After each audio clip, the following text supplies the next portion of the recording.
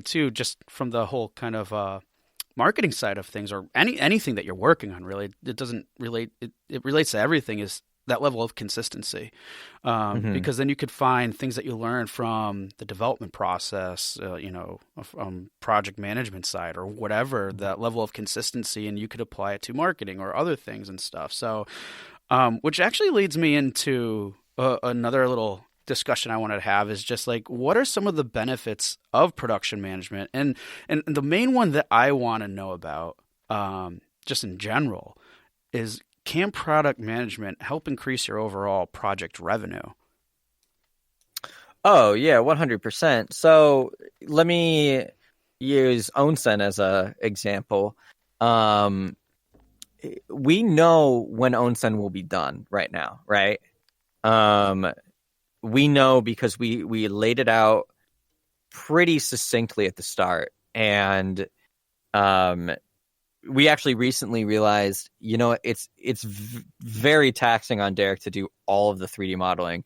So if we want to hit our timeline, we're actually going to hire an additional 3D modeler to um, make sure we hit the deadline. If not now, I think we'll be a little earlier on the deadline. But Nice. this deadline is actually like, let me see here. This deadline's 3 or 4 months ahead of our planned release date. Sweet. Um, so that gives us a potential to work on other features that we want, but uh, decided we don't want to scope into through development right now. But some of these features are things that could either be additional downloadable content that we can charge for, Hmm. or they're things that are big box bullet points that will get more attention on the game, or it's more polished that will make the game perform better in reviews, so on and so forth. Having these things laid out in a way that we know that, first of all, we can get the game done on time, and now we can utilize all that extra time to increase the value of the product. Mm. That's a piece of it, and then the other part of it is forgotten while I rambled about this. Hang on one sec. I gotta scratch my eyeball inside this VR headset. So as Tim's Uh, scratching his eyeball earlier, you might have noticed that he sounded a little differently. It's because the microphone was, cutting out a little bit. So the better one of the two was his VR headset. So he's been sitting in a virtual environment as we talk during this yeah, interview. I'm on a virtual desktop right now because it's just the better microphone. Yeah, and that's um, that's called being resourceful right there. well, I'm on the Valve Index too, so it's a really nice time.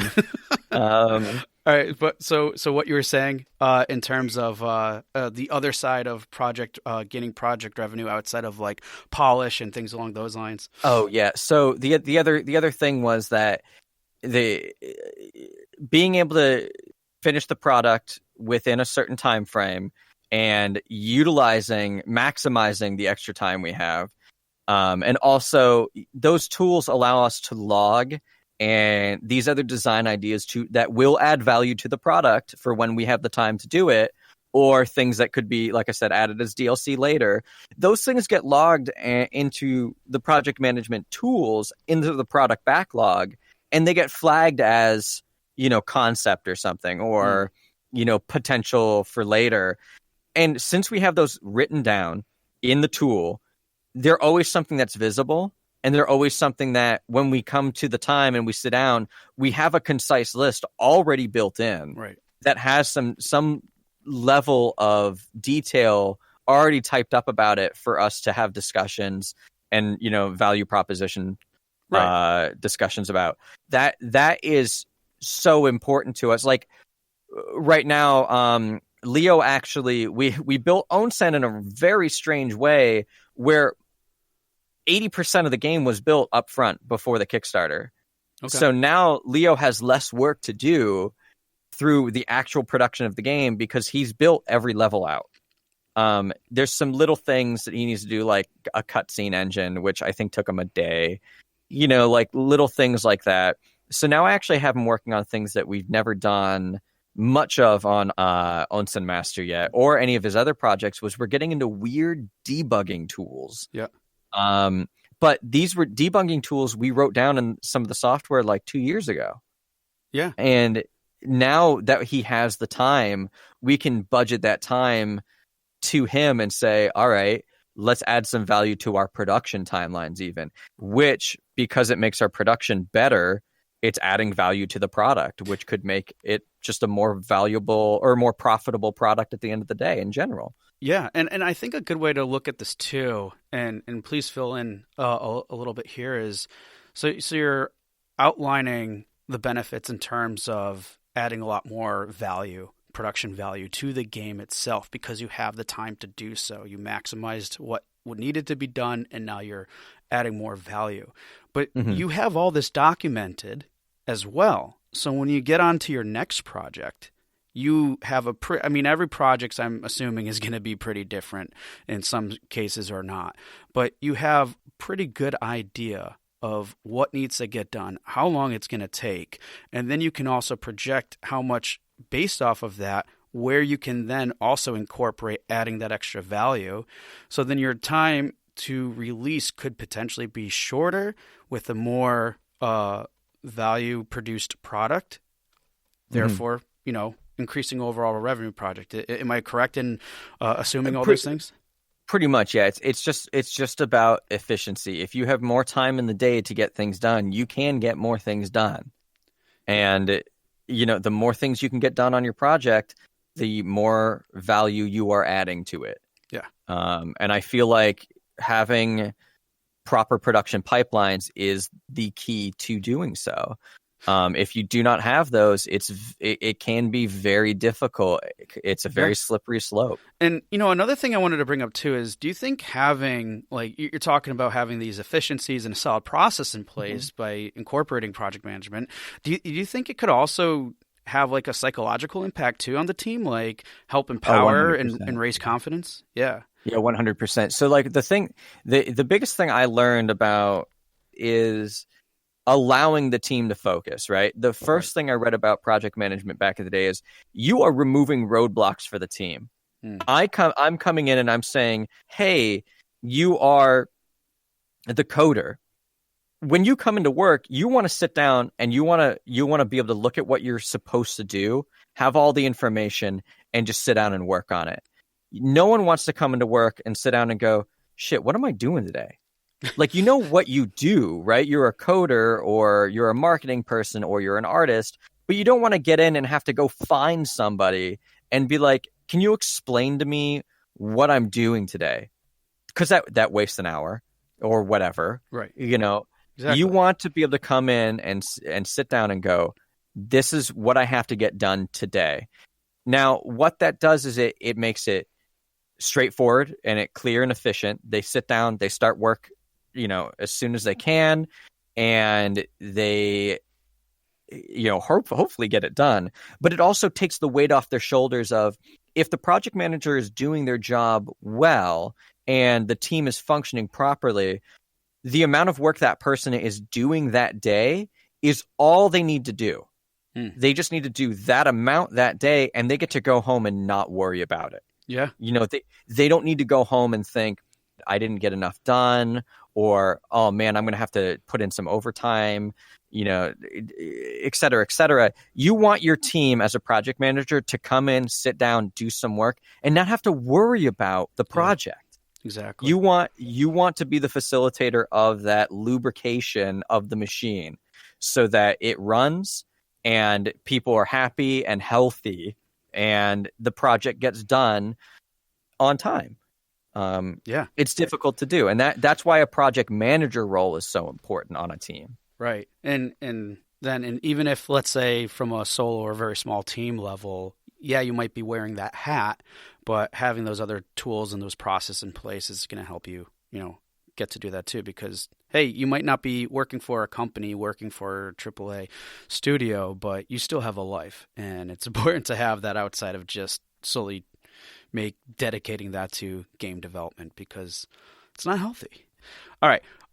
Last question I want to ask you before we kind of approach closing and talk about some key points. Now, in general, we talked a lot about like the process relating to development because, generally that comes to mind when you're thinking about, production management. But like, how can like other projects such as like marketing and anything else? I mean, we kind of talked a little bit about like more polish and DLC and other types of stuff. But let's say like for the marketing piece of this, how can marketing be tied in with everything else that we talked about? So marketing is a really interesting thing in development that I'm still trying to get a wrangle on. I feel like every indie dev is trying to get a wrangle on because it always seems like an afterthought. Right. Not well, it's funny because Derek and I tried to do some marketing early on for Onsen. That went okay, but like we always talk about having it as a current running through the whole project, like a live wire that is, always jolting out different directions when we need it. But it's real hard because you're trying to make the game. All of us are focused on so many different pieces. Right. Yeah. So I think that what it really is from a project management standpoint, you need to look at when your milestones are and make sure you're scheduling out marketing initiatives along the way. So that at least my philosophy on it is you want to leave a trail of development so that when people come to look at the game, they can see, oh, here's some production history. Yeah. And progress and progress and, right. And the team can see. That's why I think that marketing is the missing link for a lot of indie teams, just like project management is. Yeah. A missing link. You need to, I think a lot of teams need to put more thought into it and maybe hire somebody to at least do something every month for them.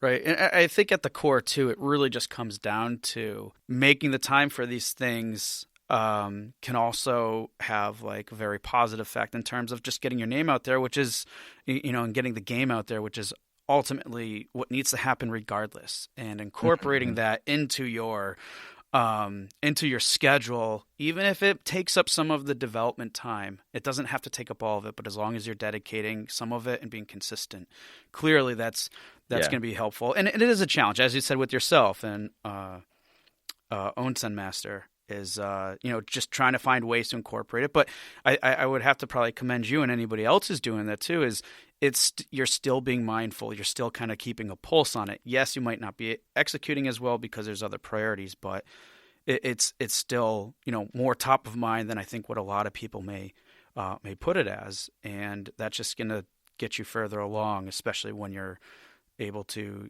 execute more and, or just get the resources that you need, hire someone, whatever that may be. So, well, the biggest thing that we learned about crowdfunding over the years is that it is the core of it is you make an audience and then you give that audience a place to spend their money. Yep. And you can't just put something on Kickstarter without any sort of word on the street and expect it to make money. You need an audience to show up. And the only way you're getting that audience is if you market it. Right. And the only way that you're getting the marketing out there before then is to have a marketing plan through pre-production. Yep. So it is something that gets overlooked a lot, and it is something that needs to be carried out from nearly the earliest stages. Like, I think as soon as you have a prototype that's functional and some good concept art, and you know that you are now going to follow this project through, you should start laying out the groundwork of your marketing plan all the way up to release. Yeah, exactly. And then make sure that it's in line and, like you said before, with the milestones of the actual development of the project too. Yeah. Now, we haven't done that. Well, yeah, but exactly. Like we haven't done it yet.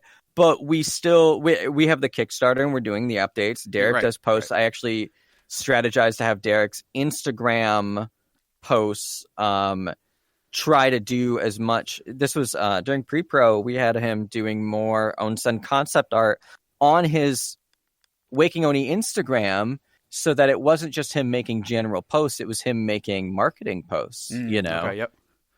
There's little things you can do to sort of retweak things to go from general content into being targeted marketing. Yeah. So yeah, Sweet. all All right, do what you can.